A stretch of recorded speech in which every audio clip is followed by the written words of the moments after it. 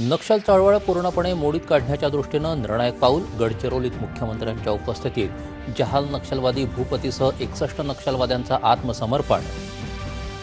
संविधानच आपल्याला न्याय देऊ शकतं असा विश्वास निर्माण झाल्यानं येत्या काळात उरलेले सर्व नक्षलवादी आत्मसमर्पण करतील. मुख्यमंत्र्यांनी व्यक्त केला विश्वास. बंदुकीचा नक्षलवाद संपुष्टात येत असताना अराजकता पसरवणाऱ्या शहरी नक्षलवादाच्या आव्हानाचा बिमोड करण्याचा संकल्प मुख्यमंत्र्यांकडून अधोरेखित. मुंबई सोलापूर विमानसेवेचा आज मुख्यमंत्र्यांच्या उपस्थितीत शुभारंभ. हवाई सेवेमुळे उद्योग, गुंतवणूक आणि रोजगाराला चालना मिळेल. मुख्यमंत्री. महाविकास आघाडी आणि मनसेच्या शिष्टमंडळानं आज पुन्हा घेतली मुख्य निवडणूक अधिकाऱ्यांची भेट.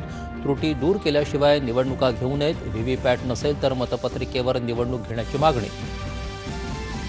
संयुक्त राष्ट्र मानवाधिकार परिषदेवर भारताची 7व्यांदा निवड. मानवाधिकार आणि मूलभूत स्वातंत्र्याप्रती भारताची वचनबद्धता अधोरेखित. उपजीविकेच्या संधी वाढवण्यासाठी केंद्र सरकारचा झोमॅटोसोबत सामंजस्य करार. दरवर्षी निर्माण होणार सुमारे 2.5 लाख रोजगाराच्या संधी.